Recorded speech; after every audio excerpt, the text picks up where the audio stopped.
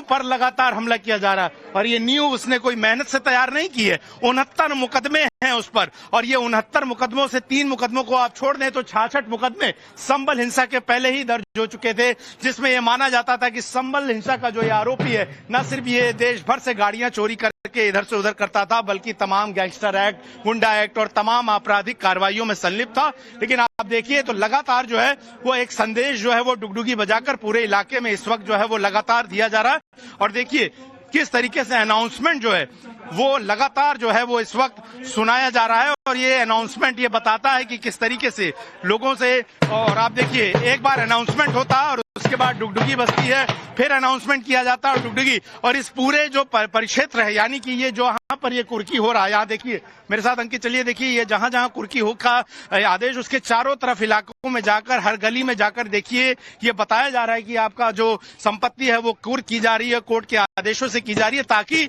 लोगों को इस बात का ज्ञान हो कि न्यायालय के आदेशों का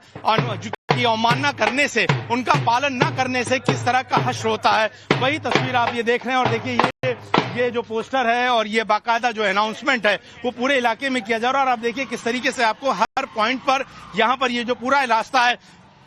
ये बिल्कुल इसे ब्लॉकेट किया गया। और अगर फोर्स की बात करें तो बड़ी संख्या में जो है यहाँ पर फोर्स है और यहाँ पर जो आबादी है बहुत कम आपको यहाँ पर सड़कों पे अभी फिलहाल नजर आ रही होगी, क्योंकि जब से पुलिस का मार्च निकला है लोग जो है फिलहाल अपने घरों में मौजूद हैं और उन्हें पता है कि जो कोर्ट का आदेश है उसका पालन होना चाहिए और उसके साथ ही जो है कार्रवाई होनी चाहिए। और आप देखिए थोड़ी थोड़ी देर में यहाँ पर अनाउंसमेंट कर ये इस बात का ये पूरा नियमों का पालन करके ये बताया जाता है कि किस तरीके से ये शारिक साटा का घर जो है वो कुर्क करने जा रहे हैं। और देखिए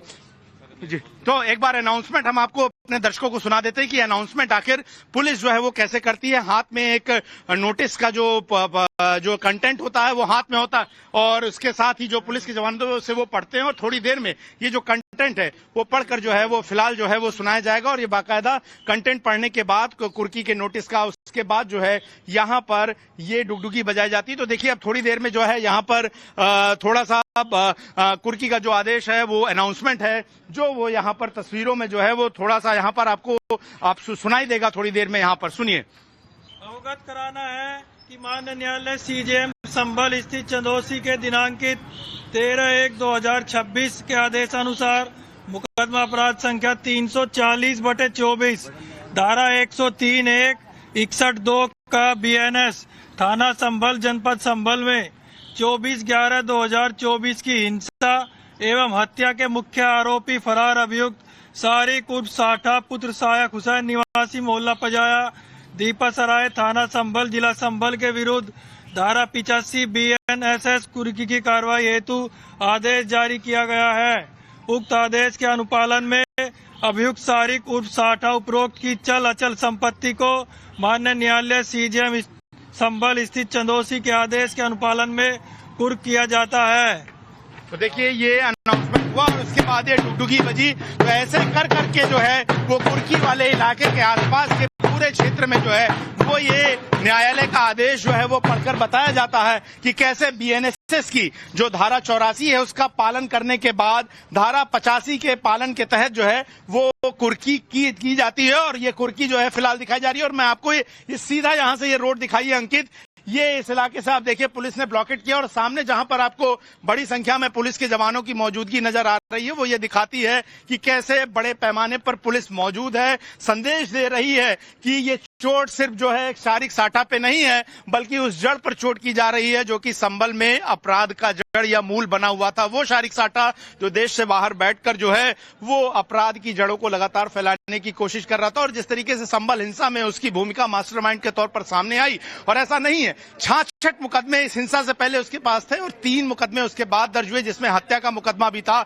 उन 69 मुकदमों वाला ये शारिक साटा उसकी ये जो अभी ज्ञात संपत्ति, मैं बता दूं कि संभल में हो सकता है कि शारिक साटा की और भी संपत्तियां हो क्योंकि उसके पत्नी बच्चे भी यहाँ पर रहते हैं, लेकिन उनके बारे में उनके क्या शारिक साटा के नाम पर कोई संपत्ति है ये भी जो है प्रशासन जो है लगातार पता लगाने की कोशिश कर रहा। लेकिन उसका सबसे पुराना जो प्रॉपर्टी जो उसके नाम पर, उसके 4 भाइयों के नाम पर है, उनमें से एक बड़े हिस्से को आज जो है वो कुर्क किया जाएगा। और आप देखिए शासन प्रशासन के तमाम लोग जो हैं वो यहाँ पर मौजूद हैं। और जो सबसे बड़ी मेहनत मशक्कत, अंकित एक बार दिखाइए, यहाँ पर जो सबसे बड़ी मेहनत मशक्कत होती है वो होती है चल अचल संपत्तियों का जो जिक्र, विवरण लिखना होता है और घर में जो कुछ भी है वो लिखना होता है। भले ही शारिक साठा यहाँ मौजूद ना हो या उसकी ऐशो आराम की जिंदगी यहाँ पर सामने नजर ना आ रही हो, लेकिन उस पर चोट कर ये करारा प्रहार करके ये बताया जाता है कि वो अपने अपराध को स्वीकारते हुए, अपने जुर्म को स्वीकारते हुए वो जल्द से जल्द जो है भारत लौटे, कोर्ट के सामने उपस्थित हो और मुकदमे का सामना करके अपने अपराध को स्वीकार करे।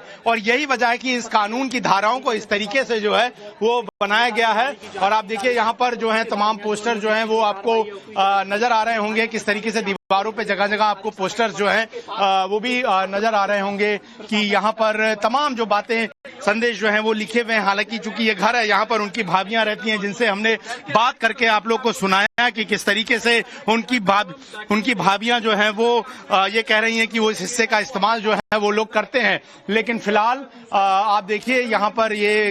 धार्मिक संदेश जो है वो जाहिर तौर पर लिखा है, चूंकि यहाँ पर परिवार रहता है, उनकी जो भाभियां यहाँ पर रहती हैं। लेकिन फिलहाल जो है वो विवरण लिखने का काम जो है वो फिलहाल जो है यहाँ पर संभल शासन प्रशासन द्वारा किया जा रहा है। और एक बार अंकित बाहर आइए, मैं बाहर की तस्वीर दिखाऊं, क्योंकि पुरानी संपत्ति है, तमाम छोटे कमरे बने हुए हैं। लेकिन यहाँ पर ये जो सीधा तहसीलदार ने बताया कि करोड़ों में ये प्रॉपर्टी की वैल्यूएशन हो सकती है, क्योंकि ये एक प्राइम लोकेशन पर बनी प्रॉपर्टी है। और चूंकि ये एक कानूनी प्रक्रिया और इसमें एक एक विवरण लिखे जाते हैं, एक एक संपत्ति, एक एक हिस्सा या चल जितनी चीजें, यानी कि वो प्रॉपर्टी जो मूवेबल है। एक बार मैं कोशिश करता हूं पता करने की यहाँ पर कितने, ये अंदाजन कितने गज का प्लॉट होगा सर? ये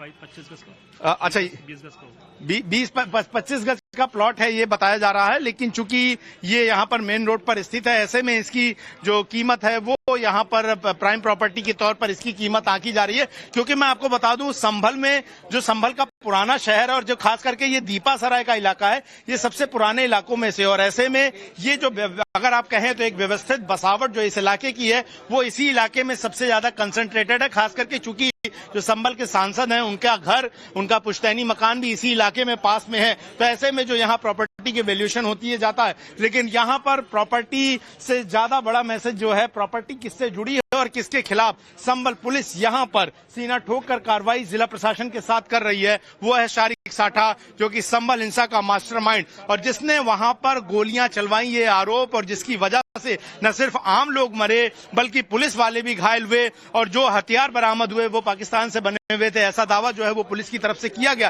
तो ये अहम बातें जो है वो पुलिस ने अपनी चार्जशीट में भी रखी हैं, तमाम गवाहों के बयान भी दर्ज हो रहे हैं। और इन सब के बीच में आप देखिए कि दीपा सराय के इस इलाके में पुलिस की मौजूदगी और प्रशासन की मौजूदगी सीधा संभल हिंसा के मामले में मारे गए लोगों को न्याय दिलाने के लिए, कोर्ट के काम में बाधा डालने के मामले में आरोपियों को सजा दिलाने के लिए एक एक कदम जो है वो फूक कर रख रही है। लेकिन जिन कार्रवाइयों से पहले शायद शासन प्रशासन बसता रहा हो, जिन भी कारणों से 66 मुकदमों को लिया हुआ शारिक साठा बेखौफ इस तरह से अपनी प्रॉपर्टीज यहां पर रखा हो, वो कार्रवाइयां उसके खिलाफ आज तक नहीं हुई। एनबीडब्ल्यू जाहिर तौर पर पहले भी हुआ होगा, लेकिन अब शारिक साठा के इन 3 मामलों में, खास करके संभल हिंसा के इन मामलों में जहां पर नॉन अवेलेबल वारंट जो है जारी हुआ और उसके बाद वो पेश नहीं हुआ, ऐसे में धारा 84 और 85 की कार्रवाई जो है वो फिलहाल तस्वीरों में होती हुई नजर आ रही है। और आप देखिए एक बार अंकित, ये प्रॉपर्टी जो है दिखाइए, ये देखिए, ये सामने का जो मकान का हिस्सा आप देख रहे हैं उसके ऊपर एक मंजिला जो है वो बना हुआ है और ये प्रॉपर्टी जो है ये शारिक साठा